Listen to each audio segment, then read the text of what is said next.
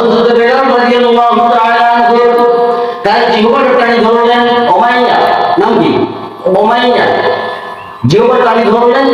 জিহ্বাটা টেনে ধরে সঙ্গে সঙ্গে বাবলা গাছের গায়ে ঢোকায় দিয়েছেন।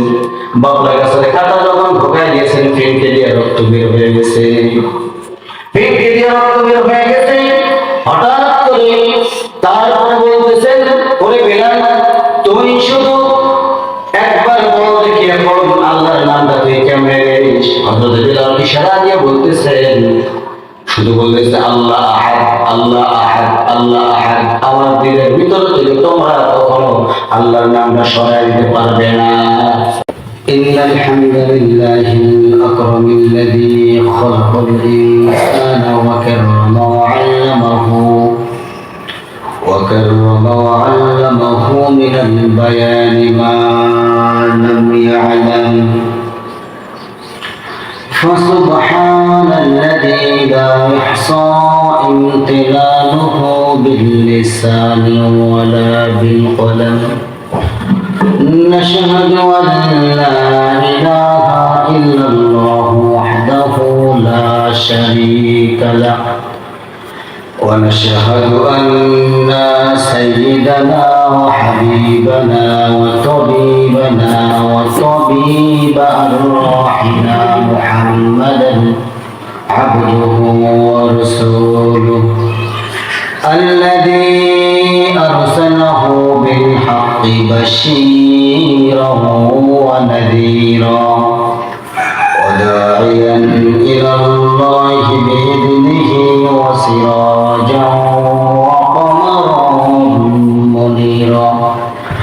فقد قال الله تعالى في كلامه المجيد وقرآنه الحميد. সম্মানিত সভাপতি, সম্মানিত মুসল্লিবৃন্দ, এই অত্র এলাকার সম্মানিত দিনী ভাইরা, এক ঝাঁক কালেমার ঝান্ডাবাহী দিন ইসলামের নরসাদুর, আমার প্রাণ প্রিয় দিনী ভাইরা, আলোচনার সূচনায় আনুষ্ঠানিকতার মধ্য দিয়ে আমার পক্ষ থেকে সবাইকে হৃদয় নিয়ে সালাম। আসসালামু আলাইকুম ওয়া রাহমাতুল্লাহি ওয়া বারাকাতুহু। সবাই কেমন আছেন? আমাকে প্রশ্ন করলেন? জি। আল্লাহ পাক আমাকে আপনার কাতারে রেখেছে, বলি আলহামদুলিল্লাহ। সম্মানিত হাজিরিন, আমি কোরআন আল কারীম থেকে সূরা আম্বিয়া আয়াত নাম্বার 23 একটা মাত্র আয়াত দয়া করে তেলাওয়াত করেছি। যাই হোক, এখানে আল্লাহ সুবহানাহু ওয়া তাআলা যে কথাগুলো বলেছেন, যদি বান্দা বোঝে, আমি মনে করি বোঝে এবং মানে, তাহলে ওই বান্দা দ্বারা কখনো বিপদ আপদ মুসিবত আল্লাহর কাছে যাবে না। প্রিয় ভাইরা, চলুন কথা না বাড়িয়ে মূল আলোচনার দিকে চলে যেতে চাচ্ছি। আপনারা শুনবেন তো ইনশাআল্লাহ? সামনে কি যেন আছে বলুন তো দেখি। সবে বারাত। বারাত মানে কি? ভাগ্য কি নির্ধারণ হয় না? নির্ধারণ হয় না। দোয়া, আর দোয়া দোয়া হচ্ছে সমস্ত ইবাদতের একটা মগজ বলা হয়। সেই দোয়া আমরা বাদ দিচ্ছি। হুজুর পাইলে হুজুরকে ডাক দিয়ে দোয়া করে নি, ঠিক কি না? ঠিক। ভুল বললাম? যদি প্রশ্ন করি আজকে যে ভাইরা, ফজর পড়ছেন কয়জন? হাত উঠবে কয়জন? উঠবে? একটা শুক্রবার একজন মাত্র, 2 জন 3 জন, একটা মসজিদটা অন্তত ভরানোর দরকার। কিন্তু ভাইরা মাসের নাম কি চলতেছে? শাবান। এই শাবান মাস যদি শবে বরাত অর্থাৎ 14 তারিখ যেটা বলা হয়, অর্থাৎ আগামী রবিবারের দিন শবে বরাত অসংখ্য মসজিদে পালিত হবে। যাই হোক, যদি খিচুড়ি না দেওয়া যায়, জিলেবি না দেওয়া যায়, খুরমা না দেওয়া যায়, মুসল্লি পাওয়া যাবে? যাবে না। আর যদি এগুলো দেওয়া যায়, মসজিদে জায়গা হবে, পাশাপাশি বারান্দা হবে, ঠিক কেন ভাইরা আমার? আসলে আমরা একমাত্র কেবলমাত্র শুধুমাত্র কার ইবাদত করার জন্য মসজিদে আসি। শুইতে কার নাম? আবার ঘুম থেকে উঠতে কার নাম? খাইতে কার নাম? খাওয়ার শেষে কার নাম? হাঁটতে কার নাম? বসতে কার নাম? সব জায়গাতে তো আল্লাহর নাম হয়। খিচুড়ির জন্য শুধু আল্লাহর নাম না। আমার কথা রাগ করতেছেন আপনার? রাগ করার কথা কিন্তু অনেকে গায়ে লেগে যায়। যাই হোক, সাহাবায়ে কেরাম কত কষ্ট করেছেন, সাহাবায়ে কেরাম কত কষ্ট করেছেন। হযরত বেলাল রাদিয়াল্লাহু তাআলা আনহু, তার সম্পর্কে ধারণা আছে কারো? তিনি কেমন মানুষ ছিলেন? তিনি একজন কালো কুচকুচে মানুষ ছিলেন। হযরত বেলাল রাদিয়াল্লাহু তাআলা আনহু দাঁতগুলো ছিল এলোমেলো, শরীরের মধ্যে কোন কাপড় দেওয়ার মতো তার শরীরের মধ্যে যে কাপড় একটা দেবে এমন পরিবেশ তার ছিল না। এতটা গরিব, গোলাম গোলাম যারা গোলাম। সেই হযরত বেলাল রাদিয়াল্লাহু তাআলা আনহু শুধু নাভি থেকে শুরু করে নিয়ে হাঁটুর নিচ পর্যন্ত তার সতর ঢাকার জন্য একটা শুধু কাপড় ছিল, এর বাইরে তার শরীরের কোনো কাপড় ছিল না। আচ্ছা, এখানে বলেন তো ভাইরা আমার, এমন কোন ভাই আছেন শুধুমাত্র কেবলমাত্র সতর ঢাকার জন্য একটা কাপড় আছে, কোনো কাপড় নাই?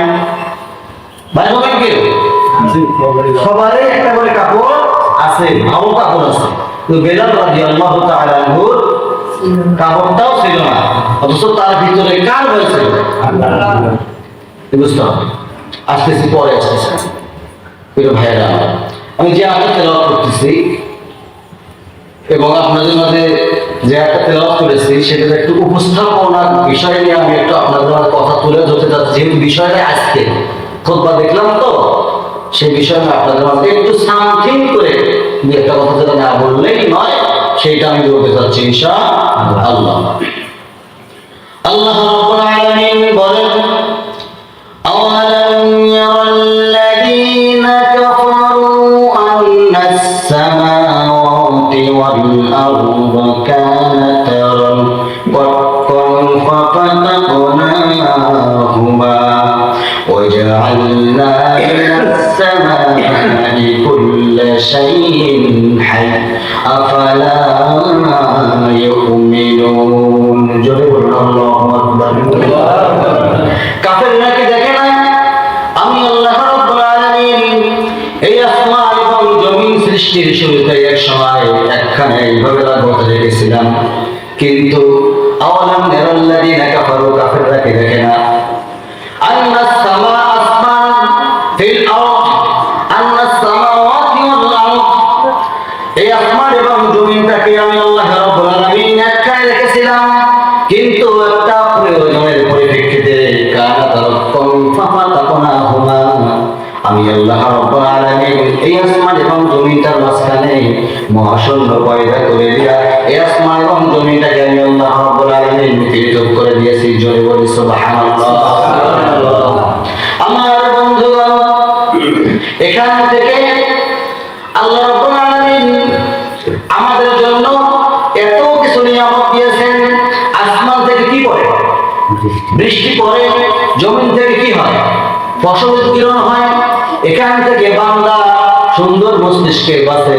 আমার বন্ধুগণ, বান্দা তো আল্লাহ তাআলার সমস্ত কিছু খাদ্য খায়, মাটির নিচ থেকে যে যাওয়া কিছু খাদ্য উৎপাদন হয় সব কিছু বান্দা ভোগ করে, কিন্তু আল্লাহর শুকরিয়া আদায় করতে শুধু ভুল করে, ঠিক কি আল্লাহর শুকরিয়া আদায় করে না বান্দা, আল্লাহর শুকরিয়া আদায় না করার কারণে বান্দা গাফেল হয়ে যায়।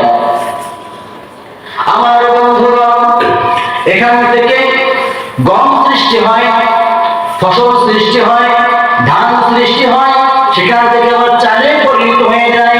আমার বন্ধুগণ, বেদনা সৃষ্টি হয়, আঙ্গুর সৃষ্টি হয়ে যায়, সবকিছু আল্লাহ রাব্বুল আলামিন মাটির নিচ থেকে দিয়ে দেন। কিন্তু আবার এই মাটি থেকে আল্লাহ রাব্বুল আলামিন ঘোষণা দিয়েছেন, এমন ঘোষণা দিয়েছেন আল্লাহ তাআলা, এই মাটির ভিতরে আমি বান্দাদের হরণ করে নিয়ে নেব, একবারে মাটির ভিতর ধাক্কা দিয়ে নেব। কিন্তু আজকে সমাজে দেখা যায় বান্দার মাটির নিচে কবরের মধ্যে যে আমাকে যাইতে হবে, এই চিন্তার এই যে একটা পরিমাণ চিন্তাও বান্দার ভিতরে নাই। ভাইরা আমার, বলছিলাম হযরত বেলাল রাদিয়াল্লাহু তাআলা আনহুর কথা মনে আছে আপনাদের? হযরত বেলাল রাদিয়াল্লাহু তাআলা আনহু, তার পরনে একটা কাপড় পর্যন্ত ছিল না, শুধুমাত্র কেবলমাত্র সতর ঢাকার জন্য নাভি থেকে হাঁটু পর্যন্ত তার একটা সতর ছিল। তিনি আজান দিতেন। এত কালো কুসকুসে মানুষ, বিশ্ব নবী রাসূল কারীম সাল্লাল্লাহু আলাইহি ওয়াসাল্লাম ছিলেন আমাদের মতন বাঙালি রঙের মানুষ। তিনি একদম ফর্সা ছিলেন না, একদম ফর্সা, একদম সাদা ধবধবা। আমার রাসূল এমন ছিলেন না, আমাদের মতন ছিলেন আমার রাসূল। আমাদের শরীরের রং নাকি বাদামি রং না, বাদামি রঙের ছিলেন আমার রাসূল। কারণ কারোর সাথে পরিবর্তন হয়নি। আমার নবী যেখানে দাঁড়িয়ে যেতেন, সমস্ত মানুষের মাথার উপরে আমার নবীর মাথা দেখা যেত। ভাইরা আমার, সেই হযরত বেলাল রাদিয়াল্লাহু তাআলা আনহু, তিনি ছিলেন কি মুহাজ্জির। বেলাল রাদিয়াল্লাহু তাআলা আনহু যখন ইসলাম গ্রহণ করলেন, ইসলাম গ্রহণ করার পরে তার মনে উমাইয়া হঠাৎ করে ধরে ফেললেন। ধরে ফেলে বলতেছেন, ওরে বেলাল, তুই নাকি ইসলাম গ্রহণ করেছিস? সঙ্গে সঙ্গে বেলাল রাদিয়াল্লাহু তাআলা আনহু বলতেছেন, হ্যাঁ আমি ইসলাম গ্রহণ করেছি। সঙ্গে সঙ্গে উমাইয়া করলেন কি, তুই ইসলাম গ্রহণ করেছিস, বেশ ভালো কথা। ইসলাম গ্রহণ করার কারণে তোর পরিণতি কি হতে পারে কি জানিস? সঙ্গে সঙ্গে বেলাল বলতেছেন, কি আর হবে, মৃত্যুই তো হবে। কারণ মৃত্যুর স্বাদ আমি অনেকারই গ্রহণ করার চেষ্টা করেছি। যদি মৃত্যুকে ভয় পেতাম, এই কালিমার উপর করতাম না। আমার বন্ধুগণ, দেখেন তারা কিভাবে অত্যাচার সহ্য করছিল। হযরত বেলাল রাদিয়াল্লাহু তাআলা আনহুকে এক পর্যায়ে উমাইয়া করলেন কি, ঠিক করে জমির মধ্যে, মরুভূমির মধ্যে ফেলাইয়া দিয়ে দিলেন। জমির মধ্যে ফেলাইয়া দিলেন। জমির মধ্যে ফেলাইয়া দিয়া তার বুকের উপরে পাথর চাপা দিলেন। পাথর চাপা দিয়া তাকে তার জিহ্বার ভিতরে, মুখের ভিতরে যে হাত ঢুকাইয়া দিলেন। হাত ঢুকাইয়া দিয়া জিহ্বার সরাসরি টান দেয়। উমাইয়া বলতেছেন, তোর যে জিহ্বাটা নষ্ট করে দেবি, তার নাম নিবি। তখন হযরত বেলাল রাদিয়াল্লাহু তাআলা আনহু বলতেছেন, আমার জিহ্বা কেন, আমার কলিজা যদি তোমরা ছেড়ে ফেলে দাও, কিন্তু আল্লাহর দিন থেকে আমি বেলাল একচুল পরিমাণ নড়ব না। আমার বন্ধুগণ, হযরত বেলাল রাদিয়াল্লাহু তাআলা আনহু তার জিহ্বাটা টানি ধরলেন। উমাইয়া, নাম কি? উমাইয়া জিহ্বা টানি ধরলেন। জিহ্বাটা টেনে ধরে সঙ্গে সঙ্গে বাবলা গাছের গায়ে ঢোকায় দিয়েছেন। বাবলা গাছের কাঁটা যখন ঢোকায় দিয়েছেন, ফেটে দিয়ে রক্ত বের হয়ে গেছে। ফেটে দিয়ে রক্ত বের হয়ে গেছে। হঠাৎ করে তারপরে বলতেছেন, ওরে বেলাল, তুই শুধু একবার বল দেখি এখন আল্লাহর নামটা তুই কেমনে নিস? হযরত বেলাল ইশারা দিয়ে বলতেছেন, শুধু বলতেছে আল্লাহ আহাদ, আল্লাহ আহাদ, আল্লাহ আহাদ। আমার দিলের ভিতর থেকে তোমরা কখনো আল্লাহর নামটা সরাই দিতে পারবে না। আমার বন্ধুগণ, তারপরে হযরত বেলাল রাদিয়াল্লাহু তাআলা আনহু মাথা শরীর রাগে রক্তে রঞ্জিত করা হয়েছে। রক্তে রঞ্জিত করে এই কথাটা আমার বিশ্বনবী রাসূল সাল্লাল্লাহু আলাইহি ওয়াসাল্লামের কানে চলে গেছেন। বিশ্বনবীর কানে যখন চলে গেছেন, আমার নবী তখন বলতেছেন, ওরে আবু বকর, তুমি একটা কাজ করো, বেলালকে মুক্ত করে নিয়ে আসো। আবু বকর বলতেছেন, ইয়া রাসূলুল্লাহ, ইয়া হাবিবাল্লাহ, বেলালকে আমি কেমন করে মুক্ত করে নিয়ে আসবো। সঙ্গে সঙ্গে আমার নবীজি বললেন, যত স্বর্ণ লাগে, যত মুদ্রা লাগে, যত টাকা লাগে, সব কিছু তুমি উমাইয়াকে দিয়ে দাও। আমার নবীজি এই কথা বলার সঙ্গে সঙ্গে আবু বকর সিদ্দিক বলতেছেন, ইয়া রাসূলুল্লাহ, ইয়া হাবিবাল্লাহ, এই কথার মধ্যে কি উমাইয়া রাজি হবে কিনা? আমার নবীজি বললেন, উমাইয়া তো টাকার পাগল। কিসের পাগল?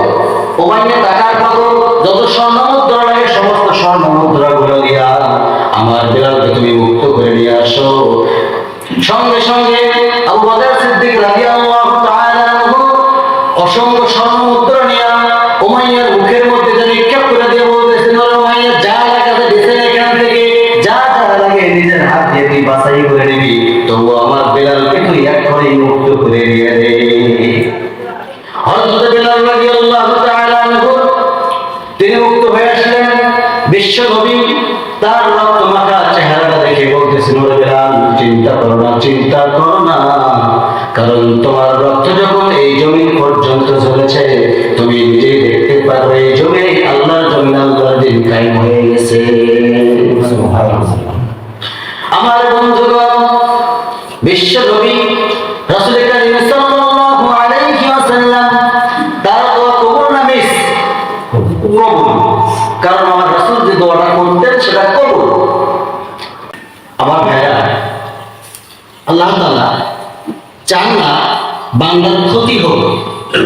বান্দা বরং সেজদায় গিয়া, শুধু ফরজ নামাজ বাদ দিয়া যত সুন্নাত নফল আছে এই সমস্ত ইবাদতগুলোর মধ্যে আল্লাহ তাআলা ঘোষণা দিয়েছেন যে তোমরা অসজুদ অন্তরকারী সেজদায় লুটিয়ে পড়ো। বান্দা সেজদায় লুটিয়ে পড়ে যতক্ষণ যা চাইবে আমি আল্লাহ তাআলা তোমাকে সেটাই দিয়ে দেব। সুবহানাল্লাহ। তাহলে আমার সেজদা দিয়ে কি হবে? ঠাসঠুস ঠাসঠুস মুড়ি ধরে কেমন? আর যদি সেজদা লম্বা হয় হুজুর সাহেব শেষ, ঠিক কি না? ভুল বললাম? রাগ করতেছে ভাইরা আমার? আজকে বর্তমান সমাজে কিছু শৃঙ্খল লোক আছে, আছে না? আছে। যারা দ্বীনের দাওয়াত করে, ইসলামী আন্দোলন করে, তাদেরকে দেখতে পায় না। এর কারণ হচ্ছে কি, সেই লোকগুলো যদি এখানে কেউ থেকে থাকে, আজকে থেকে চেষ্টা করবেন আমি তাগুতি শক্তি লালন করবো না, আমি তাগুতি শক্তি লালন করবো না। যদি আপনার কারণ শরীর লেগে থাকে, লেগে যায় কথাটা, যেমন আজকে কিন্তু আমাদের শেখাচ্ছে, আমরা শিখতেছি। আজকে হয়তো হুজুরদের জন্য সর্বনাশ, ওদের জন্য পৌষ মাস। একদিন এমন একটা সময় আসবে, সেদিন ওদের জন্য হবে সর্বনাশ, হুজুরদের জন্য হবে কি পৌষ মাস। ভুল বললাম? রাগ করতেছে? কে আওয়ামী লীগ করি, কে বিএনপি করি, কে জাতীয় পার্টি করি, কে জামাত ইসলামী করি, কে চরমনাই করি, দেখার সময় নাই। আল্লাহ বলেছেন আমার জন্য আমার দিন বাস্তবায়ন করতে। ভুল বললাম ভাইরা? এটা কথা বলবো? ছোট্ট একটা কথা বলবো, যেটা শেখাচ্ছে আমাকে। এই কথার প্রেক্ষাপটে আমি কথা বলতে চাচ্ছি। এক লোক, ভালো করে শুনুন, এক লোক একটা মানুষ খুন করছে। খুন করার পরে এখন বাঁচতে হবে, খুন করে তো খুন করে বেকায়দা পড়ে গেছে, ঠিক না? বেকায়দা পড়ে গেছে, অটোমেটিকলি উনি একজন উকিল ধরেছেন। যেমন আমরা উকিল ধরি না, মানে উকিল ধরি না আমরা, উকিল ধরেছেন। উকিল ধরে উকিলকে বলতেছেন, ভাই উকিল, আমি তো ভুল করে ফেলেছি। কি ভুল? আমি তো একজন মানুষ খুন করে ফেলেছি। আমি কি করছি? একজন মানুষ খুন করে ফেলেছি। তো আপনি আমার বিরুদ্ধে না গিয়ে আপনি আমার রায় দিন একটু ভালো না। উকিল বলতেছে, আমি কিন্তু 1 টাকার উকিল না, আমি কয় টাকার উকিল? 5 টাকার উকিল। তোমাকে বাঁচায় দেবো, আমি যা যা করবো সেখানে দেবো, তোমার তুমি সেইটা করবো। বুঝলে না ভাইরা? ভালো করে বুঝলেন তো? উনি বললেন, হ্যাঁ আমি আপনার কথায় রাজি, আপনাকে আমি 5 টাকায় দেব। আদালতে হাজির, ওনাকে বলা হচ্ছে বলা হয়েছে আমি যা বলবো তুমি সেটা করবে। কি করবে? তুমি আজকে থেকে মাথার চুল কাটবা না, দাড়ি কাটবা না, চুলগুলো উষ্ণ খুষ্ণ থাকবে এবং আদালতে যখন উঠবা তুমি শুধু বলবা ভ্যা, যেটাই প্রশ্ন করবে তোমার শব্দ কি? ভ্যা। বোঝা যায় আমার কথা? শুধু কি বলবে? তো এক পর্যায়ে আদালতে গেছে, বিরোধী দলের উকিল প্রশ্ন করতেছেন, এই যুবক তুমি কি খুন করছো? হ্যাঁ। আরেকবার প্রশ্ন করতেছে, হ্যাঁ। জজ প্রশ্ন করতেছে, এই যুবক তুমি কি খুন করছো? হ্যাঁ। কথা বুঝেন ভালো করে বলেন। ভ্যা শব্দ কি? ভ্যা। যিনি বিচারপতি তার মধ্যে থু নিক্ষেপ করছেন, থু দিচ্ছে, ভ্যা দেখাচ্ছে, থু দিচ্ছে, পাগল, আরে তো পাগল। এক পর্যায়ে মহামান্য আদালত বলতেছেন এই এর নামে মামলা দিল কেটা? এই মামলাটা এর নামে দিল কি? তার নামে মামলা দেওয়ার দরকার। ওকে, মানে এমন পর্যায়ে করছে মহামান্য আদালত ঘোষণা দিয়ে দিলেন ও তো পাগল না, যে মামলাটা দিতে সে হচ্ছে আসল আসল পাগল, তার নামে মামলাটা দেওয়া উচিত। ওদের একে ব্যবসুল খালাস করে দিলাম, মুক্ত। এখন যে উকিল কি শিখাইল? কি শিখাইল? ভ্যা শিখাইল। আচ্ছা, এখন সে উকিল যেহেতু খালাস পাইছে, মুক্তি পাইছে, এক পর্যায়ে ওই উকিলের সামনে গোছগুলো তো বড় হয়ে গেছে, গোছগুলো তো বড় হয়ে গেছে, হাইব্রিড জাতের গোছ। তখন উকিলের সামনে দিয়ে যাচ্ছে, উকিল বলতেছে এই তোর তো বাঁচায়া দিলাম, আমার টাকা মোষের মুস্তে উদান কইরা মুস্তি একটা হাসি দিয়ে বলতেছে ভ্যা। উকিল বলতেছে আরে আমি শিখাইলাম ভ্যা, আমাকে আবার শিখাই ভ্যা, আমি তো শিখাইলাম ভ্যা।